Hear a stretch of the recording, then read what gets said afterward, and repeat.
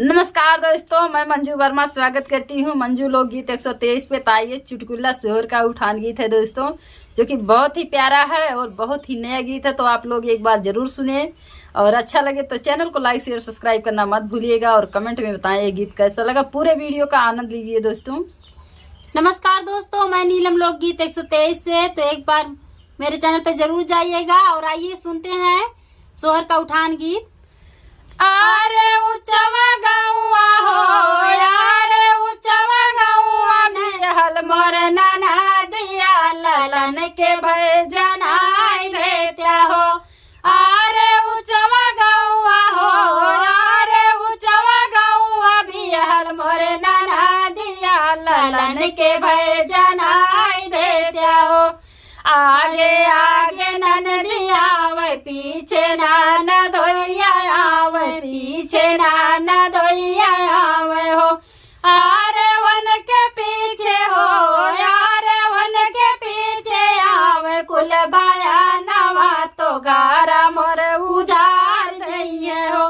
आरे वन के पीछे हो, आरे वन के पीछे आवे, कुल भाया नवा तो गारा मोर उजार दइए हो। टूट ही खटिया बाहर कैदानी मन खटिया भीतर कैदानी मन खटिया भीतर कैदा हो।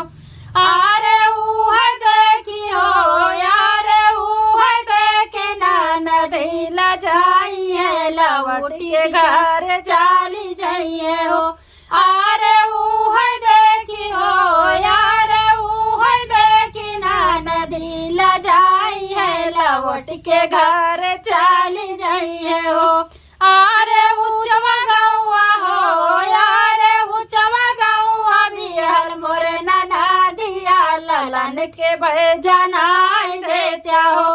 आरे ऊंचवा गौआ हो, यारे ऊंचवा गौआ बिहल मोर नाना दिया ललन के भय जनाई देत्या हो। आगे आगे ननदिया आवे, पीछे नाना धोइया आवे, पीछे नाना धोइया आवे हो। आरे वन के पीछे हो, आरे वन के पीछे आवे, कुल भाया नवा तो घर मोर उजार दइए हो। आरे वन के पीछे हो, आरे वन के पीछे आवे, कुल भाया नवा तो घर मोर उजार दइए हो। फुटा लोटा बाहर कैदा निम्मन लोटा भीतर कैदा निम्मन लोटा भीतर कैदा हो। आरे ऊह देखी हो, यारे ऊह देखी नाना दिला जाइए लौट के घर चाली जाइए हो। आरे ऊह देखी हो, यारे ऊह देखी नाना दिला जाइए लौट के घर चाली जाइए हो। आरे ऊंचवा गौआ हो, यारे ऊंचवा गौआ बिहल मोर नाना दिया ललन के भय जनाई देत्या हो। आरे ऊंचवा गौआ हो, यारे ऊंचवा गौआ बिहल मोर नाना दिया ललन के भय जनाई देत्या हो। आगे आगे ननदिया आवे, पीछे नाना धोइया आवे, पीछे नाना धोइया आवे हो।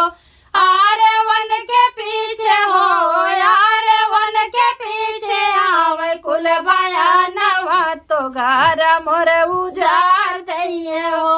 आरे वन के पीछे हो, आरे वन के पीछे आवे, कुल भाया नवा तो गारा मोर उजार दइए हो। गाय भैंस भीतर बांधब, गधा पड़वा बाहर काढ़ब, गधा पड़वा बाहर बांधब। आरे ऊह देखी हो, यारे ऊह देखी नाना दिला जाइए लौट के घर चाली जाइए हो। आरे ऊह देखी हो, यारे ऊह देखी नाना दिला जाइए लौट के घर चाली जाइए हो। आरे ऊंचवा गौआ हो, यारे ऊंचवा गौआ बिहल मोर नाना दिया ललन के भय जनाई देता हो। आरे ऊंचवा गौआ हो, यारे ऊंचवा गौआ बिहल मोर नाना दिया, ललन के भय जनाई देता हो। धन्यवाद दोस्तों।